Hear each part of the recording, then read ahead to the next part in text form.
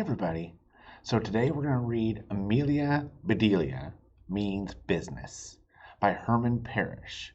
Pictures by Lynn Avril. I love reading Amelia Bedelia to my daughter and son because she just gets into so much stuff. All right, let's read. Amelia Bedelia Means Business. So here's our table of contents. We have 14 chapters in this book. We're not going to read them all in this video, but we're going to break it up in chunks. So, chapter 1, Money is the Root. Amelia Bedelia never meant to lead a pack of dogs on a wild goose chase. She never meant to steal something and then sell it. She never meant to make something look bad, very bad, or lead a parade astray, or even stomp on a piece of perfectly delicious cherry pie. Ooh. But all that and more actually happened. Oh, Amelia Bedelia. Amelia Bedelia needed to earn some money. The truth was, Amelia Bedelia needed to earn a lot of money. Maybe that was the real problem. Earning some money would have been easy. Amelia Bedelia could have planted petunias for a neighbor or fed a cat while its owner was on vacation. But such small jobs would never have earned the wheelbarrows full of money Amelia Bedelia needed to make. What are some jobs that you all think could be done? I like the raking leaves. I love the idea of feeding neighbors animals, helping them plant in their garden, picking up twigs from the trees or acorns if they don't like acorns. Go ahead and yell some out. What are some ideas that you all think would be fantastic?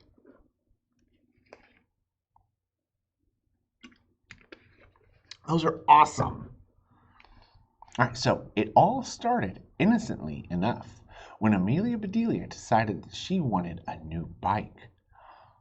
But then one thing led to another until the mayor of Amelia Bedelia's town finally said, "That Amelia Bedelia, she means business." Here's what happened. Chapter 2, The Bike. Amelia Bedelia adored her bike. Ooh, that's a great word. Look at this word, everybody. Adored. So if Amelia Bedelia adored her bike, do we think that it means that she liked it a lot, or she was just like, meh? Yeah, so adored is another word for like loved, or that she just really, really cherished her bike. It was a great bike. She was fast and dependable, and she had learned to ride on it. She could tell you how it got in every dent. She could tell you what had chipped each fragment of paint from the frame and what had made those rusty scratches on the chrome. She could match each insult to her bike to an injury on her body. Scabs on her knees and scrapes to her elbows, bruises on her chins, and tiny slivers of a scar under her chin. I have a scar just like that. You can't tell because of the beard, but when I was Amelia Bedelia's age, I fell off my bike and I hit my chin. And I got back on my bike and kept on going. Amelia Bedelia had parked her bike at the bike rack. She was about to go into school when she saw some kids buzzing around Suzanne Scroggins. Suzanne was a new girl this year. She told all her friends to call her Susie. Amelia Bedelia still called her Suzanne, even though Amelia Bedelia sat right behind her. Amelia Bedelia had never figured out why Suzanne was so crabby and bossy every day. Every day except for today. Of course, since it was the last day of school before vacation.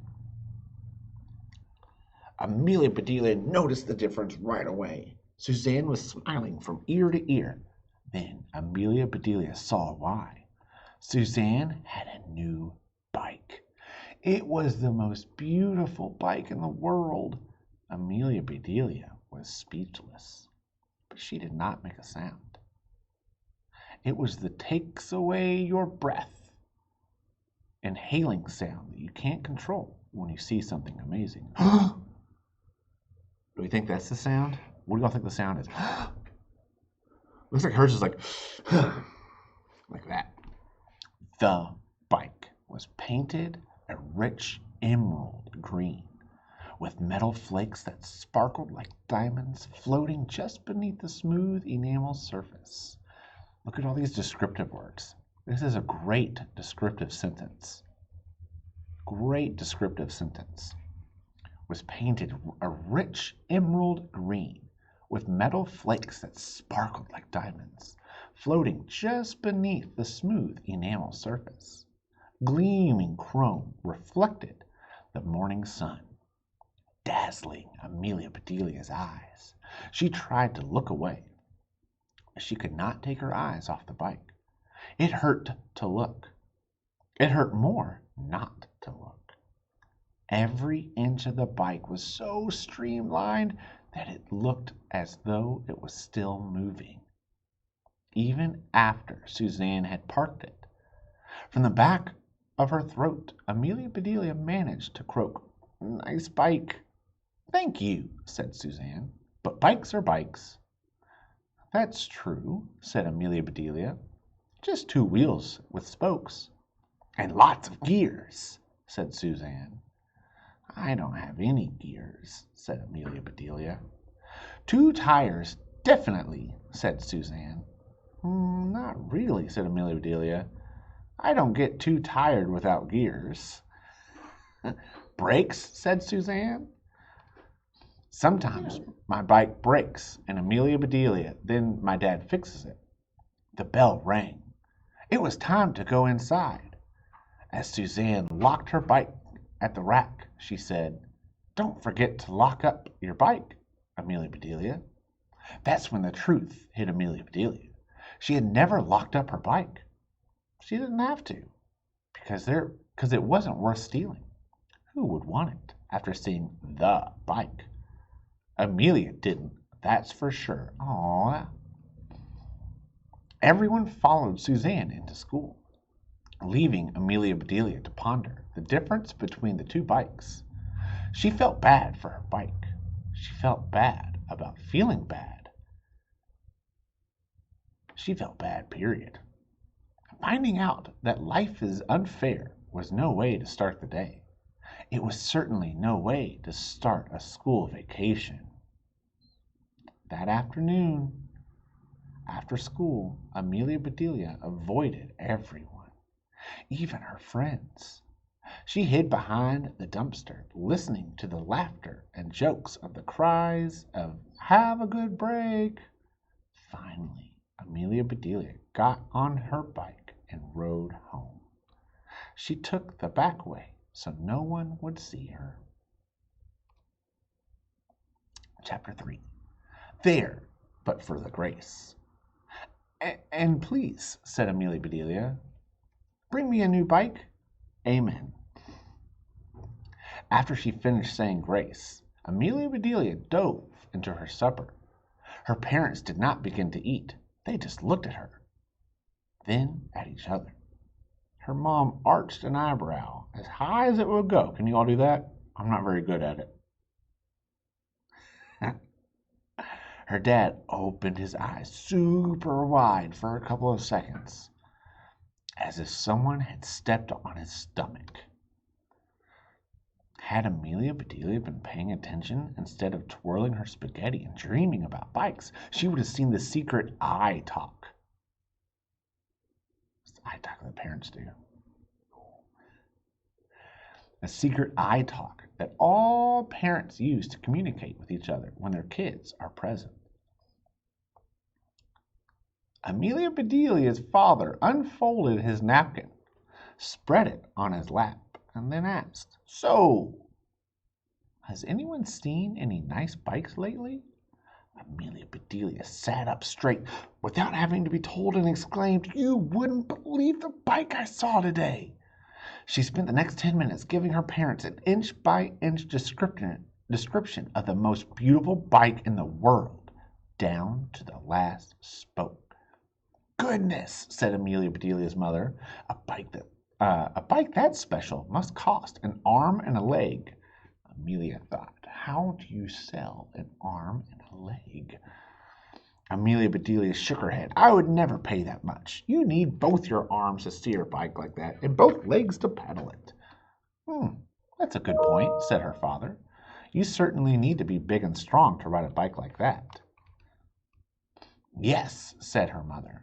"So take a bite out of your broccoli before it gets cold." Amelia Bedelia took an extra large bite. "How far away is Christmas?" she asked. "A long way away," said her mother. Amelia Bedelia took a much smaller bite of her broccoli. "How far away is my birthday?" "Even farther," said her father. "Did I get all my allowance this week?" "Every penny," said her father. "But remember, you'll have to pay me if you talk with your mouth full." Amelia Bedelia closed her mouth. She chewed and chewed and chewed. And then she swallowed and said, "Could I get an early Christmas present and an early birthday present? A new bike is the only thing you'll have to give me ever for years and years and years." Have you all ever said stuff like that? Maybe not. "Well," said her mother, "I think it would be better if a bike wasn't just given to you." Amelia Bedelia looked down at her plate. Her stomach hurt. Now she wished she had not eaten any broccoli at all. Since she was looking at her plate, she once again missed the eye talk between her parents. This time, her mom's eyes grew wider while both her dad's eyebrows arched high enough to graze the ceiling. "I agree," said her dad. "You should work for a new bike and earn the money for at least half of it." Amelia Bedelia smiled and looked at her parents. "Which half cost more?" she said. "The front half or the back half?" "Oh, Amelia Bedelia, they don't sell bikes that way, honey," said her mother. Then her father said, "I'll tell you what." "What?" asked Amelia Bedelia. "What about what? What do you have to tell me about what? Can we please keep talking about my bike instead of what?" Amelia Bedelia's father patiently refilled his water glass. "We can't afford a fancy bike like that, but I can meet you halfway." Amelia Bedelia slid off her chair. She walked exactly halfway around the table and stood there. Her mom and dad stared at each other, then back at her. Look at the picture. I love it. I love Amelia Bedelia. She's thinking that she's going to meet him halfway. "Okay," said Amelia Bedelia. "Here I am. Are you going to meet me halfway or not?" Amelia Bedelia's dad stood up and walked halfway around the table to meet her. He said, "We will pay for half the cost of a new bike, but you will have to pay for the other half." He held out his right hand. Amelia Bedelia looked at it. "I can't pay you for my half tonight," she said. "Of course not," said her father. "Tonight we'll make an agreement. In business, when you agree to do something, you shake the other person's hand." Amelia Bedelia grabbed his wrist and shook his hand as hard as she could. Up and down, up and... "Owie!" said her father. "Not like that, sweetie," said her mother. "This is how you shake hands." Her mother showed how to shake hands with her father. "Make it a firm handshake," she said. "Your hand shouldn't feel like a dead fish or a wet noodle." Then her parents gave each other a hug. "You should probably leave out of the hug part, sweetie," said her mother. "Why?" asked Amelia Bedelia. "I love Dad." She shook her father's hand and then her mother's hand. Then Amelia Bedelia hugged both of them together. "Family hug," she hollered. When they were all hugged out, Amelia Bedelia's father said, "Now, Amelia Bedelia, let's have dessert and talk about how you're going to earn your half of that bike." Chapter 4. You're hired. Since the next day was Saturday, Amelia Bedelia and her parents did what they always did on Saturdays. After Amelia Bedelia's swim lessons, they had lunch at Pete's diner. Pete was mobbed. They had to sit at the counter instead of their favorite booth.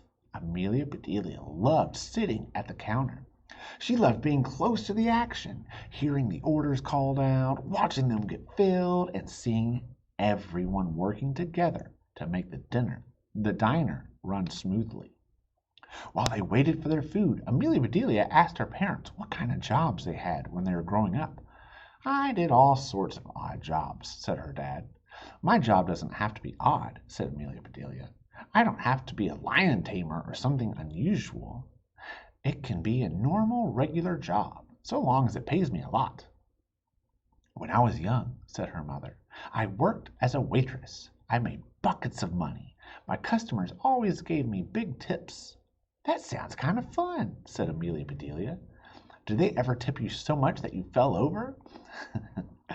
Before her mother could answer, the food arrived. Their usual waitress was so busy that the owner of the diner, Pete, served them. Sorry, folks, he said as he put down the plates. I'm very short-handed today. Amelia Bedelia looks at his hands. Amelia Bedelia looked closely at his hands. They looked like they were the regular length, not too short, not too long. Then she looked at the French fries in front of her. Yum, she said. She gave the ketchup bottle an extra hard squeeze. The ketchup went squirt right over the top of the fries and into Pete's clean white apron. Hey, shouted Pete. Look out! Ketchup on the loose! Amelia Bedelia thought she was in trouble, until Pete chuckled and said, Do I look like a French fry to you? No, said Amelia Bedelia. But you look like you need some help. Do you have a job for me? Pete looked at Amelia Bedelia's parents. They both smiled and shrugged. We come here every Saturday, said her father. She knows your routine. Her mother added, She's a good worker. Amelia Bedelia will do exactly what you tell her to do. She's on vacation now, so she has spare time. Pete leaned forward to take a good look at Amelia Bedelia. I wonder, he said, can you cut the mustard? I've never tried that, said Amelia Bedelia. But I sure can squirt the ketchup. Pete laughed. You sure can. Okay, I'll give it a try. You're hired. You can be an official Pete's Diner waitress in training. Amelia Bedelia reached out and gave Pete a firm handshake. Was that his short hand?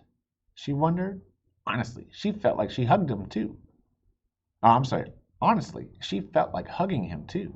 Instead, she hugged her parents. Congratulations, sweetie, said her mom. That's my girl, said her dad. You landed your very first job. You're hired. Those were magic words to Amelia Bedelia. Those words meant that her dream bike would soon be a reality. She gobbled down her fries, said goodbye to her parents, and then slid off the stool and skipped into the kitchen. Doris, the regular waitress, found her a uniform. This is the smallest size we've got, honey, Doris said. Doris slipped the uniform over Amelia Bedelia's clothes. She tucked here and folded there. Finally, after a half a dozen safety pins, she had pinned a bunch of twisty ties, had been twisted and tied. Amelia Bedelia was ready for action. She looks good. You look nervous, said Doris. Don't worry, I'll show you the ropes. Follow me. How cool, thought Amelia Bedelia. What kind of ropes would Doris show her? Cowboy lassos, mountain climbing ropes, those thick lines that tie ships up to the pier. Maybe this would turn out to be an odd job after all. Well, well, said Pete when Amelia Bedelia and Doris came out of the kitchen. Look at you. I can't, said Amelia Bedelia. There's no mirror. Well, believe me, he said. You look like a real waitress. Now, I have only one rule. Can you read that? He pointed at a sign over by the cash register. Amelia Bedelia read the sign out loud. The customer is always right. Someone, probably Pete, had underlined the word always in red. And just remember that the customer is always right, said Pete. And you'll never go wrong around here. Wrong, thought Amelia Bedelia. What could possibly go wrong? Chapter 5. When right was wrong. Uh-oh. All right, this will be our last chapter. Amelia Bedelia went right to work. She did all the little things that Doris usually did, but didn't have time to do on such a busy day. Amelia Bedelia refilled ketchup bottles, poured more salt and pepper into the shakers, folded napkins, and got more sugar in sweetener packets. Most of all, she had fun. Then the unthinkable happened. Suzanne and 3 girls from Amelia Bedelia's class walked through the door. Amelia Bedelia sank down behind the counter, like the Titanic. What should she do? She was excited to tell them about her new job, but she also felt super embarrassed in her waitress uniform. Oh, Amelia. Amelia Bedelia inched up to take a peek. The girls had chosen a booth where they couldn't see her. Whew! Now she just stayed out of sight, stayed quiet. Amelia Bedelia! Yeah! Amelia Bedelia nearly jumped out of her skin. Luckily, it was only Doris. Calm down, honey, Doris said. Your mom was right. You are a good worker. Here's a treat. You deserve it.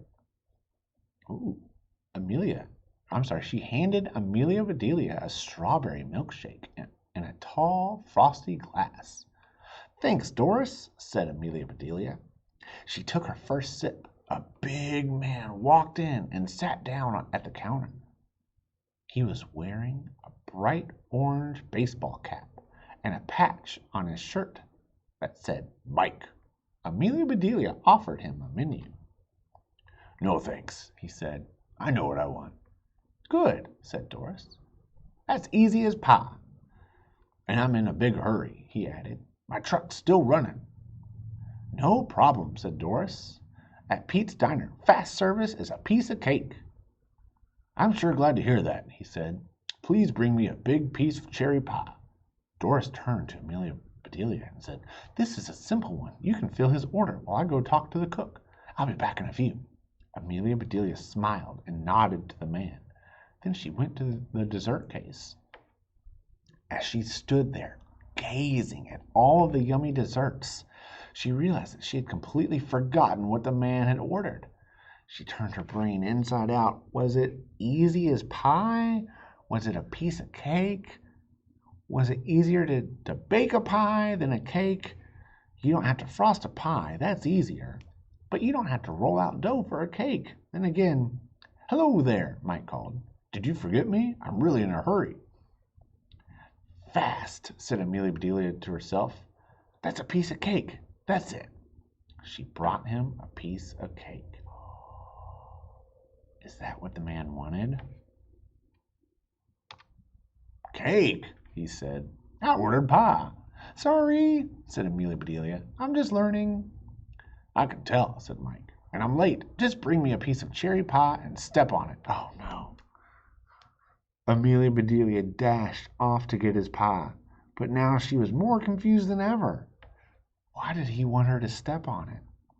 She remembered Pete's rule, the customer is always right. She dashed back to Mike and put his pie on the counter. At last, he said, sighing happily, as he lifted the fork to take the first bite. Amelia Bedelia climbed up to the counter. What are you doing? Asked Mike. Hey, get off the counter. Just then, Pete came out of the kitchen. What's all the commotion? He asked. Amelia Bedelia, what are you? Amelia Bedelia raised her foot and stepped on a tiny slice of pie with all of her might. Gooey cherry-filled pie filling squirted all over the counter, all over Mike and all over Pete. Mike leapt to his feet. That does it! I'm out of here! Wait, Pete yelled. He got an entire cherry pie from the dessert case and raced out to the parking lot after him. By the time Pete came back in, Doris had returned. She and Amelia Bedelia had wiped off the counter. Amelia Bedelia felt awful. It didn't help that she could hear giggles from a certain booth. She recognized Suzanne's laugh anywhere. "I'm sorry about the mess on your apron," Amelia Bedelia said to Pete. Pete looked at his apron, then he said, "At least it matches the ketchup stain." Doris laughed. Amelia Bedelia smiled. "Pete's really nice." Pete sighed and shook his head. "I don't know what to say, Amelia Bedelia, except that I have to let you go." "Go where?" asked Amelia Bedelia. "Go home," said Pete. "I'm sorry." "I'm sorry too," said Amelia Bedelia. "I wanted to see those ropes and cut some mustard, and I really wanted a big tip." "I've got a tip for you," said Pete. "You should get an office job. I don't think the world is ready for you to be a waitress." Doris helped Amelia Bedelia out of her uniform. Then she slipped $5 into her pocket. "Here, honey," she said. "You're the best waitress in training I've ever had." Amelia Bedelia left and began the long walk home. All right, that's where we'll end it today. Thank you all so much for reading along with me. Go back and reread the book if you need to. You can always mute me and just kind of read along. Thank you all, thank you all, thank you all. Remember, be kind to yourself, be kind to others, be kind to animals. Please continue to keep reading. We'll see you all next time. Bye.